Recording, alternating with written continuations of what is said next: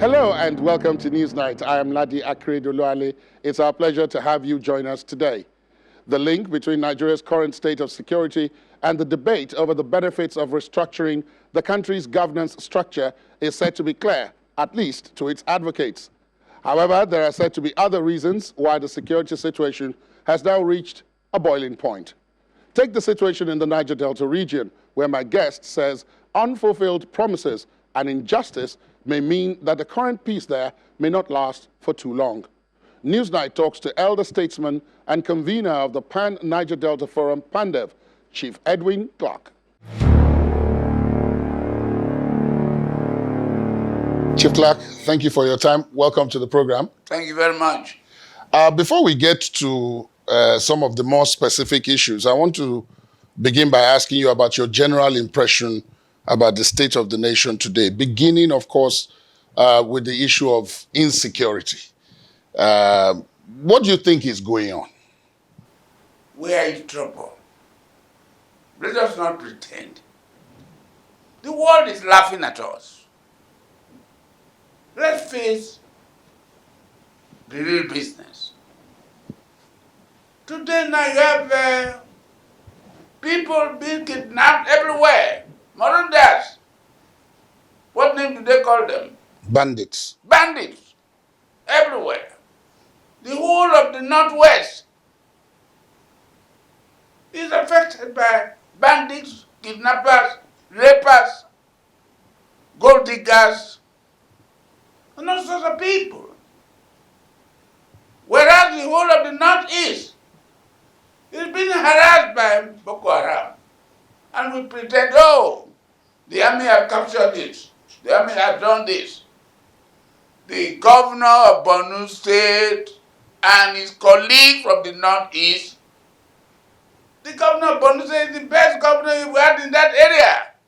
As I said, Chetima was playing politics. Was one of those who made the war to be prolonged in today. The former today has the impunity to come to Senate to be criticizing Buhari. On what ground? The present governor, who's a professor, has came to realize that we must face facts. We need mercenaries. Every country uses them. That's it. So, the security situation is very poor. Not only in the north, it has spread to the south. I've always told Mr. President that this country is one. What is going on in Northeast is affecting all of us. That was why some of us who were in the national at the national conference 2014, we moved that 5% to be reserved for Northeast to be pillaged. At that time, some Northerners believed that we were playing politics. They said, what of Kano? What of Kaduna? We said, no. Let us concentrate in these places. Thereafter, it can expand to others. Not everywhere there was a bomb that we have to include. It was this argument that we could not recommend the setting up of that commission, which today is now functioning because the speaker, the last speaker, the Senator Dume from the area, south, northeast, decided to bring it about. That's why we now have Northeast Development Commission. Yeah. The idea was from the conference, but the northern politicians played politics with it. I have the records. So, what am I saying? Let all Nigerians, I'm using today, as I say, I'll be 94 soon, to appeal to Mr. President that the time has come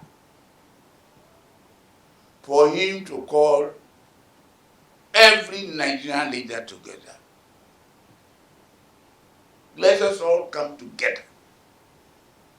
The country belongs to us. If there is trouble today, we have no place to run to. And if we are not solving problems like Boko Haram and these bandits and so on, we will soon fight ourselves.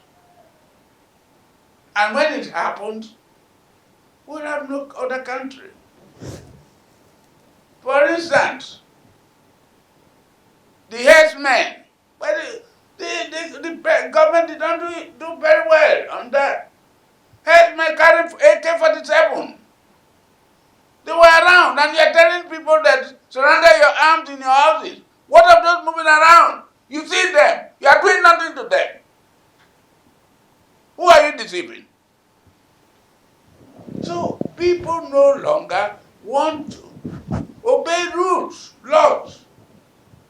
Indiscipline accepting if you are not doing it.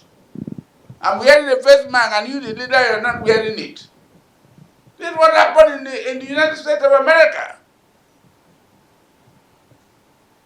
Well, Chief, at this moment now, it seems as if everybody has come to the realization that what is happening may end up affecting everybody, as you've said.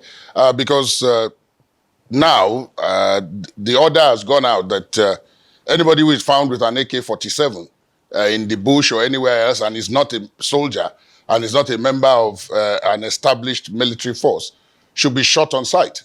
The president said that after the Zamfara school gets released, no student will be Ever kidnapped again. they will be captured again. Well, there are rumors. You see, there's one thing to make a statement. That statement you come from Mr. President by himself. He's an elected president of this country. He wasn't nominated. He's not an emperor. He's not queen. He's not a monarch. It should come out to play politics. Address your people. Summon the leaders of the country to Aso Rock. Address them. Let them ask you questions. So if people have to doubt the authenticity of statement from the president's office, they were in trouble. The other day, I was watching when the governor of the central bank led a delegation to Katsina to meet the emir of Katsina, that they came to distribute seedlings, cotton seedlings. The man told them, His Majesty told them, go home and tell Mr. President, security first. Who are those going to plant these seedlings if they cannot go to farm? If people they are being killed, how can they go to their farms? That's what's happening. Mr. President should bring the 2014 resolution report Of the National Conference. of the National Conference and the Air Rufai's APC report, which seem to agree with the 2014. Let a body selected by Mr. President look into them. Let's return this country to sanity.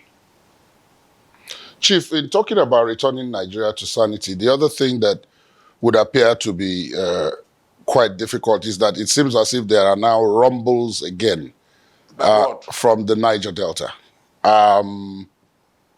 President Yaradua, the late President Yaradua, reached an agreement using individuals like your good self when the militants in the Niger Delta agitated about the underdevelopment of the area and the need to redress the situation. A deal was reached. People today will call it the amnesty program. But the amnesty program did not consist only of giving militant leaders money in return for peace. There were a lot of other parts of it. You and I have sat here and discussed some of these other parts. But it seems as if the non-implementation, and I use that word advisedly, because you have said so before, is now causing the agitators to be looking back. Only a few days ago, some of those militants have now threatened that if that matter is not visited, they will begin to bomb infrastructure in the major cities, Lagos, Abuja principally, and others, to draw attention to the fact that they are serious. What do you make of this? Well, it's a long story, my son. When in 2009, there was a mini war, I would call it, between the military and the riverine people of Bramatu, with headquarters in Oprosa. On their festival day, the army attacked them from the air by the Air Force, from the river by Navy, on the ground by the army. I was to be the father of the day at that ceremony. The person I sent to represent me spoke to me from the bush at 4 o'clock that the place had been sacked. They were all in the bush. To cut a long story short, we have to appeal to Mr. President to grant this youth amnesty. And to do that, I discussed with him in person. I said, I already did. I recruited our people, retired generals, retired civil servants like Ambassador Ghani and others. I recruited General Diria, General Apa, even General Idada from Edo, John Yerry, and so on, to name a few. They went into the creeks to meet these militants. I learned there was one of them called Boylove. Yes. I never knew him. He sent me a big fish through these people, twice. And we appealed to them. And that's how amnesty was granted to them. They surrendered their guns. Tom Polo was the only who was hard hit more than anybody.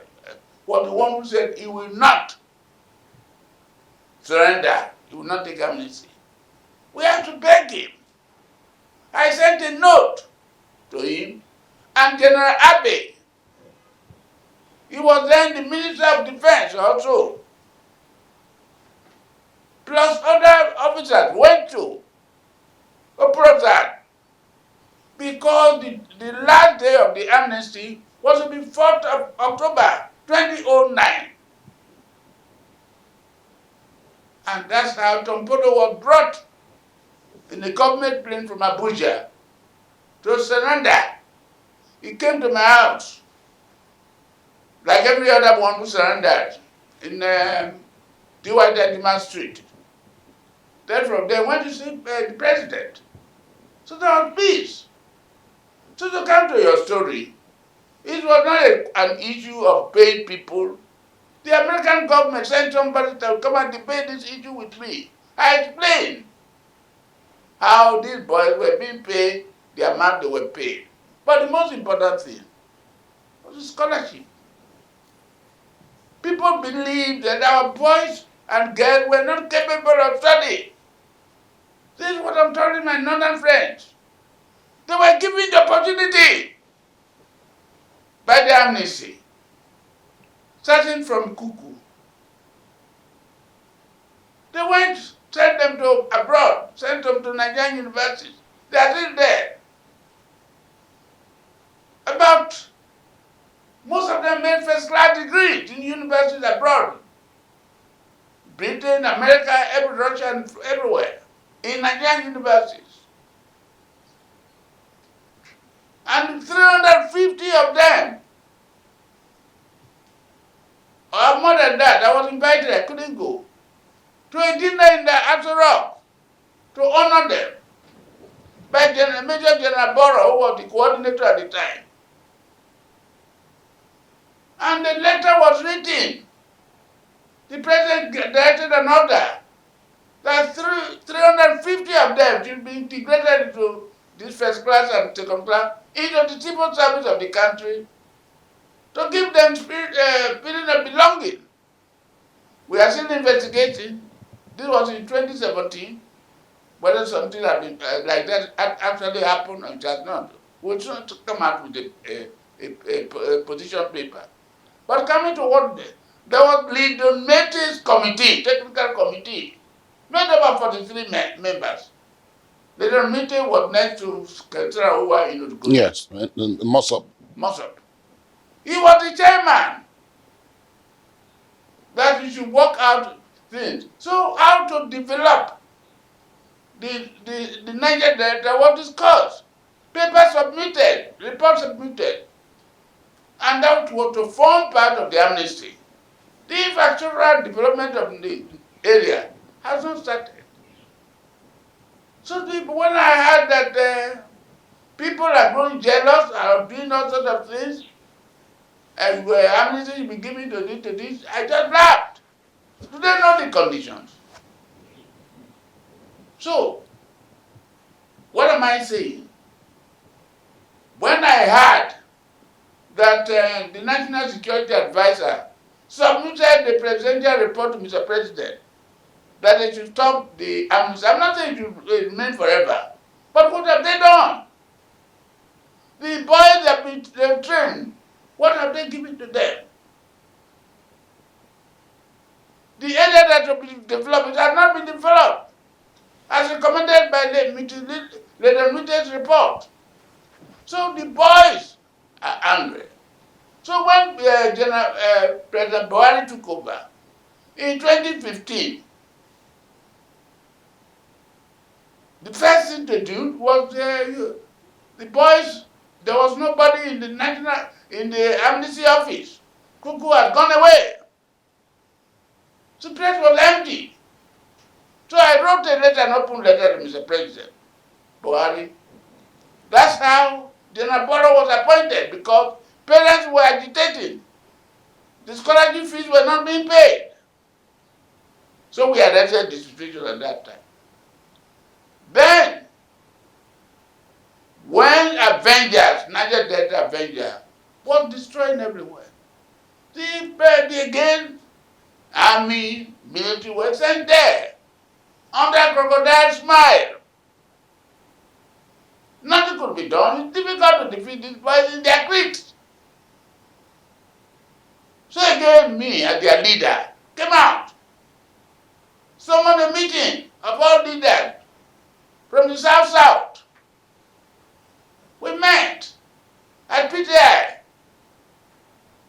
on the 19th of August. You must have heard of it. Yes, in Warri. Yes. In Warri. Then we appealed to these boys, these Avengers, please stop.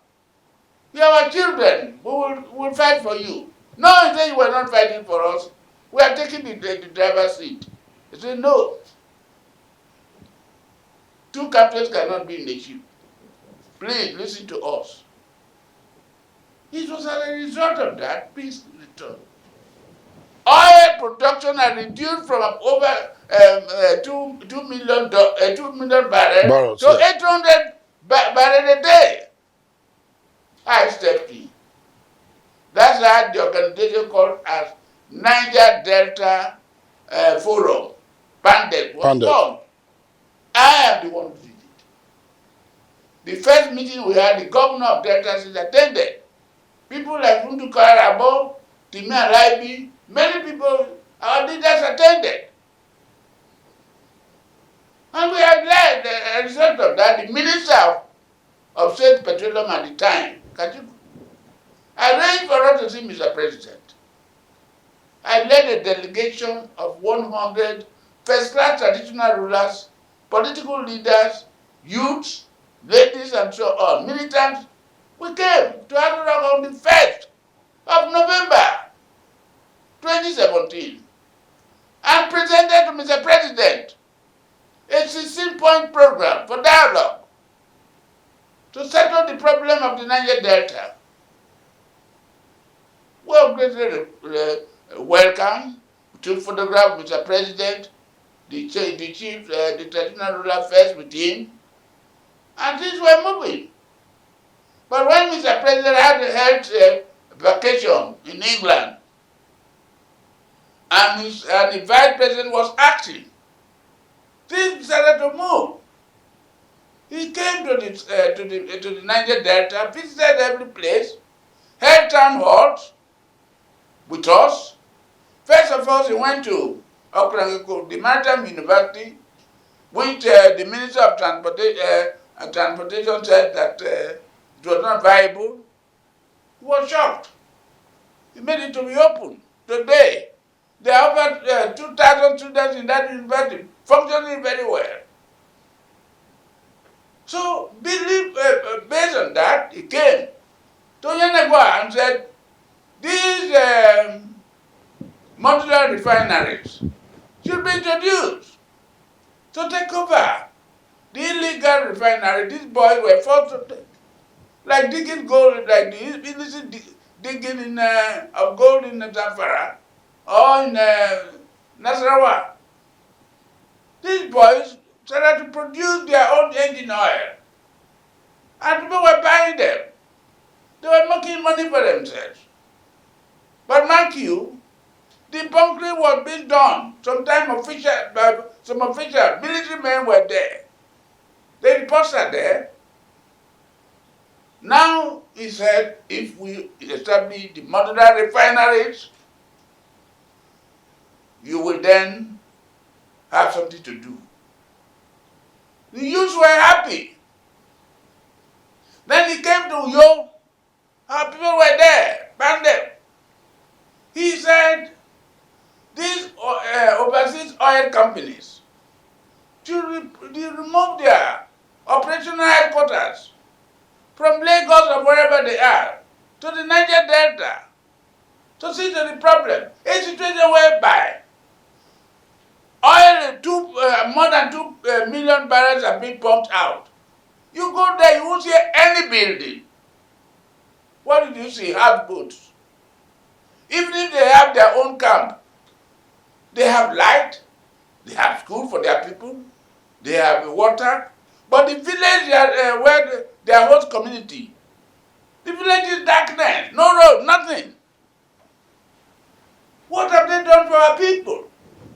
Our people don't need oil. Most of the oil is being lifted by other people. Even the oil blocks, we don't benefit. Our people, our boys are natural divers, natural swimmers. Could you imagine NNPC, Shell and other company will bring people from abroad because the manager comes from certain ethnic nationalities in Nigeria? They discriminate against the people who are naturally made to die. What insult? What have we not passed through? Today, the boys have been agitating again. That all which our people requested for, you have not answered the pandemic 16-point program. We have not discussed them. So, but nobody cares.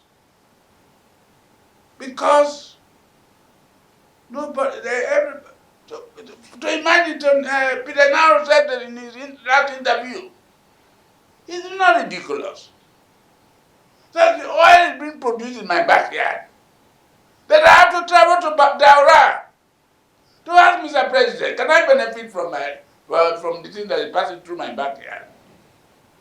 Say you can benefit provided you belong to my party, confirm with certain conditions. So, these boys, what about Gurney? Have they done it? That's a United Nations project report. What have they done? The cleanup. The cleanup. How far have they gone? So when the boys are now kicking again, you can understand. And they are being provoked. They see it. They surrendered their guns. But today people are parading AK-47 in Abuja and everywhere. Are the police not seeing them?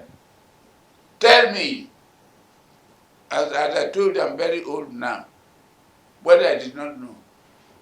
If the government can show me one herdsman with AK-47 or two that have been arrested, tried, and convicted by this government, rather, they call one ATL something like that. Mieti Allah. Mieti Allah. Mieti Allah. They are talking over. They own all the land in Nigeria, into the water. They say whatever they like.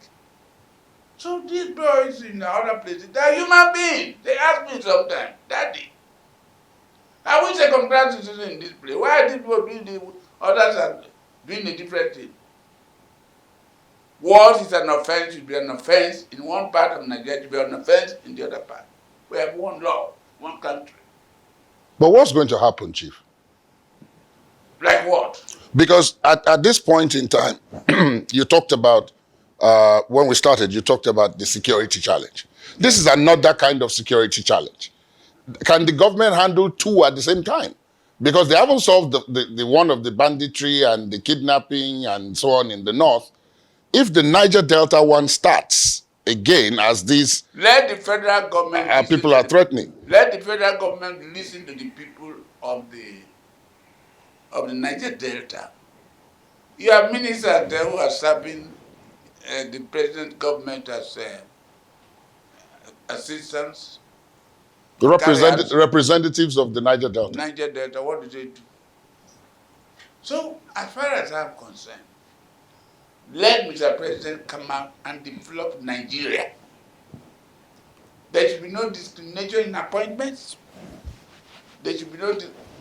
Look at the people, the boys are angry. For instance, Abacha loot from the United States of America. The money paid, recovered. We said, please include East-West Road, which was started 10 years ago. And that's the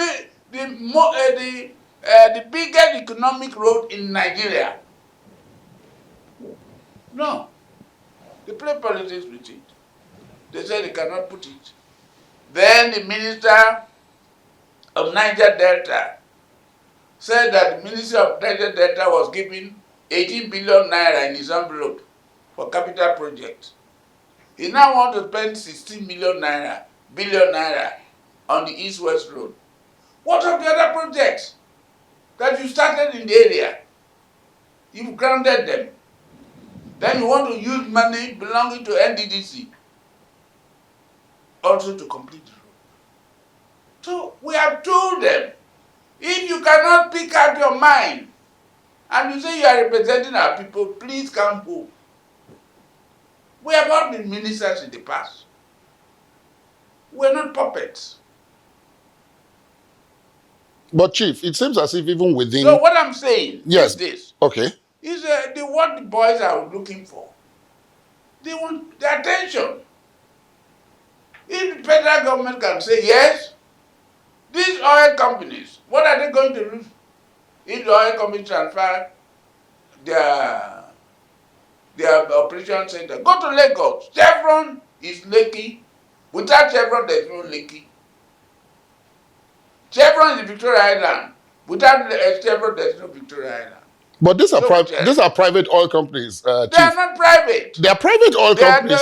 They are not all having the same company are not having all their oil headquarters in Washington in the United States of America. True, but Chief, the argument they have is that moving to the Niger Delta now is like opening themselves up to insecurity. Insecurity. So when you are taking the crude oil, there's no insecurity. If the Niger Delta, so allow the boy to stop the oil. Then it will not be safe. That's why they drive divers from other places. We are not slaves. in our own home.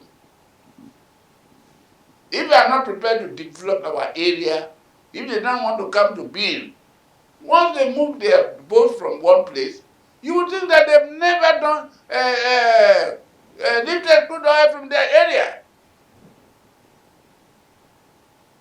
The vice president said the other day when he visited Clarke, he said he thought that this area was going to be the Dubai of Nigeria. He was almost shedding tears. But Chief, the people, I'm sorry, Chief, I want to interrupt to ask this.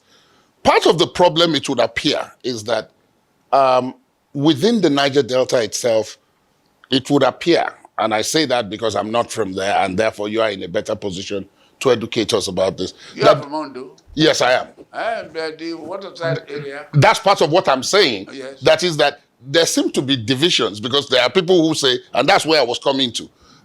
In the NDDC, which you mentioned, when the latest person who is the administrator of the NDDC was appointed, there was a great deal of controversy generated because, and I was looking forward to hearing your view about this, that there were agitations that no, why should anyone who is not Ijaw be made the managing director of the NDDC? That because the Ijaws are the majority ethnic group in the Niger Delta, and that the areas where oil is being taken away from are majorly Ijaw areas. That so why should any minority be made MD of NDDC? That is not true. Please educate us. No Ijaw man has agitated for that. Let me tell you. I was one of the persons asked Obasanjo in 1999 to 2012 when NDDC came into being. I was involved in it as deputy to Tababliye. The king. The king. We were part of that agreement. For instance, the first MD, the first chairman of that place in 2001 or 2 was Ogochukwu. Onyema Ogochukwu. Yes. Ogochukwu from Abia State. The law provides that the chairmanship rotates in alphabetical order. The first MD was from Robo, Delta. The second MD was from Delta. Another was from Akwa Ibom, Rivers, Bayelsa. Why? The law provides for rotation. Not rotation. Listen. If your development in your area is determined by the quantity of oil produced in your area. Right. 2, the position of MD, Executive Director of Projects, and Executive Director of Finance and Administration, you rotate between the oil producing community that is Akwa Ibom, River, Bayelsa, and Delta, while the other position can rotate among them. The chairmanship left and went to Akwa Ibom. From Akwa Ibom, it went to Bayelsa State. From Bayelsa State, it went to Cross River. From Cross River, it should not come to Delta State. MD, so in fact, I'm done. MD should not go either to Delta State, now should have it, but they have to choose between one. But they cannot go beyond what the chairmanship, as I said, is the statutory position. So, there's no time. The judge said that they must have that position. Coming down to what you are saying, a board was constituted, sent to Senate for confirmation. They did. Akpabio was the minister of Niger Delta, was part of that arrangement. of the board. He had his own nomination there. But when immediately he was made a minister, he went to president. And so, because the governors had already gone there, and the issue of forensic auditing came up. Fabio now, as minister, went there and said, "Oh, I will appoint an interim committee to supervise the audit. The audit." Now, he took Ms. Nunye, John. He took Dr. Cairo, took another one who died later. Now, the second one, they went for inquiry. The man, the MD, the acting MD, nearly collapsed. A collapse, in fact, and was carried out. Mr. Ponde. Mr. Ponde. Now, after him,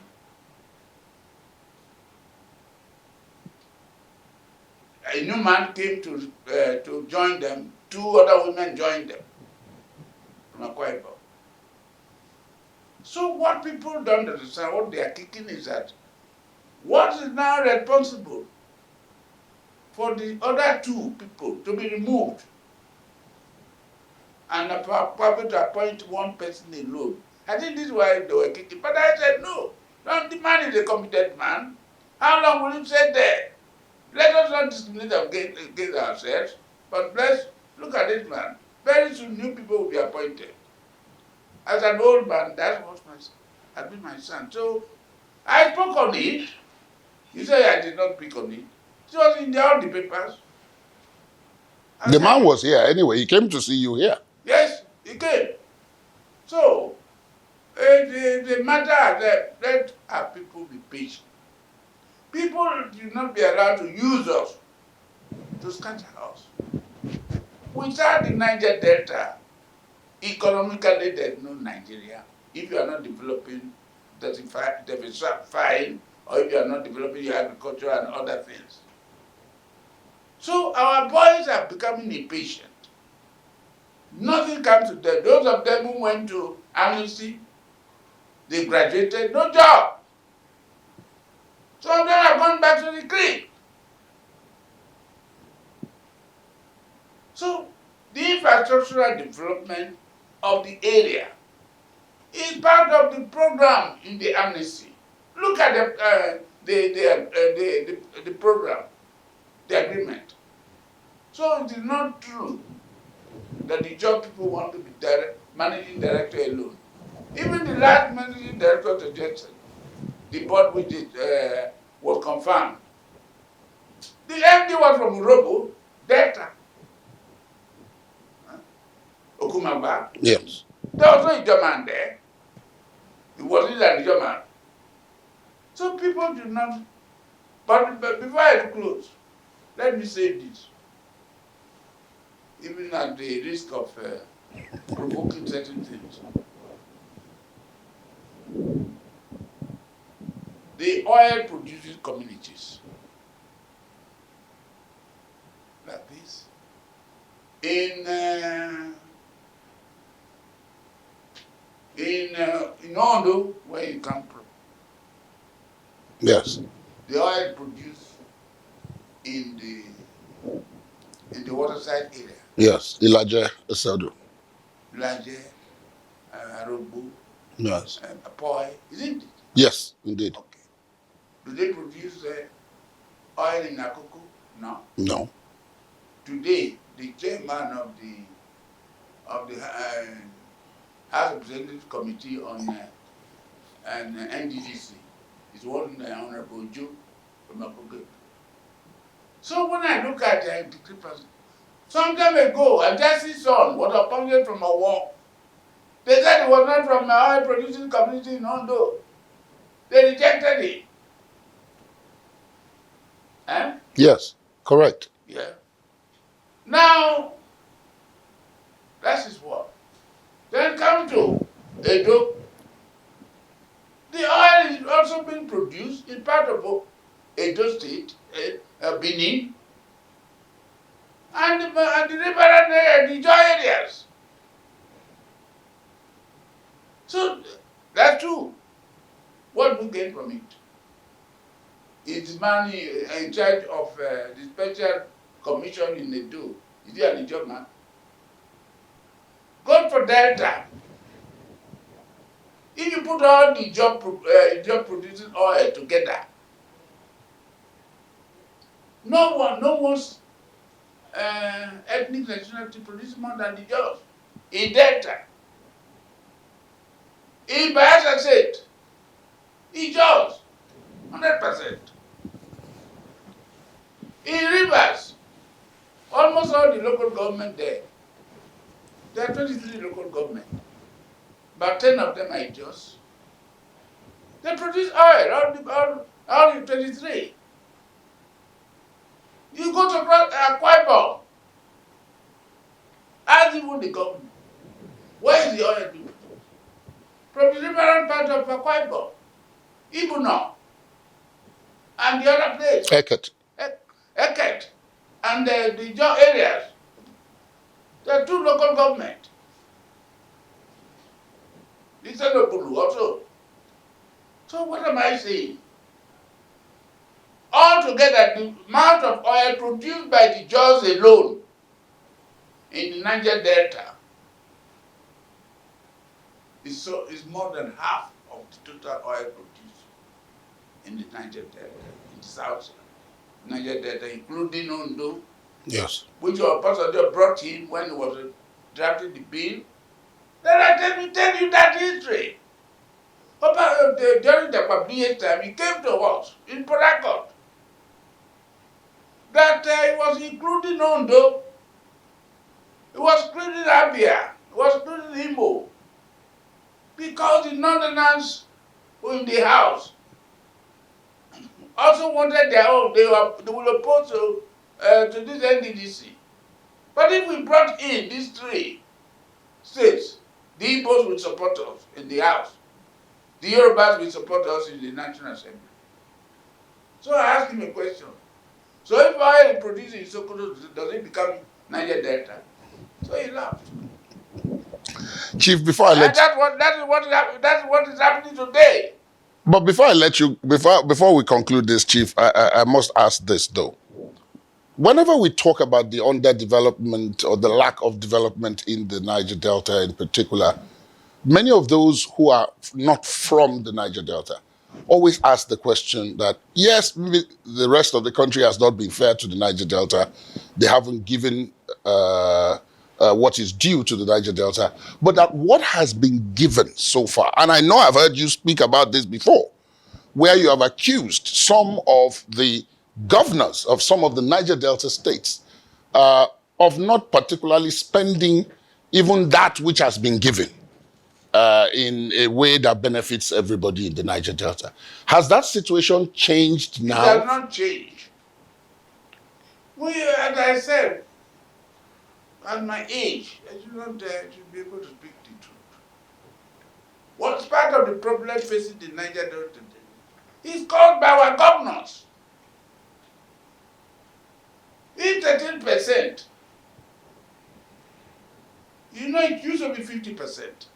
Yes, in the First Republic. In the First Republic. During the war, General Yakubu Gowon did not pay anything. Everything went from the war. After the war, it came to 1%, 1.5%. Then during Babangida's time, it came to 3%. That was the time upper deck Yes. was established. Finally, we had people like Chiu Yaradua, we had the 13%. This 13% is in billions. There's nowhere in the Constitution where it's stated that the money should be paid to the governor of a state and he will decide what to do with the money. There's nowhere. But there was no other organization or organized body So President Obasanjo decided with the governor that they should spend the money in the area. But what are they doing? They are only spending what they want to spend in the area and are not able to account for the balance of the money. Some of them said they've given a 50%. What do you do with the balance of 50%? That's one of our problems. Let me say this today. If our governors were sincere and straightforward, transparent, in spending this 13%, Niger Delta could have been developed more than what it is now. Part of the problem we are now blaming the federal government could not have come out. Agitation could have been reduced. We are still fighting for it. But first of all, fight the battle facing you. That's why we are fighting federal government. We know what to do with our governors. Because that money should not be paid in the way it is not be spent in the way it is being spent. It is true that there is no organization meanwhile in the various oil producing communities to handle such money. But if the money is meant for the area, spend the money on the oil producing communities, and more oil will come up. Thank you so much, Chief, for your time. Bless. Thank you very much. That's Newsnight today. We would, of course, like to hear from you on the conversation. Our social media handles are right there on your screen.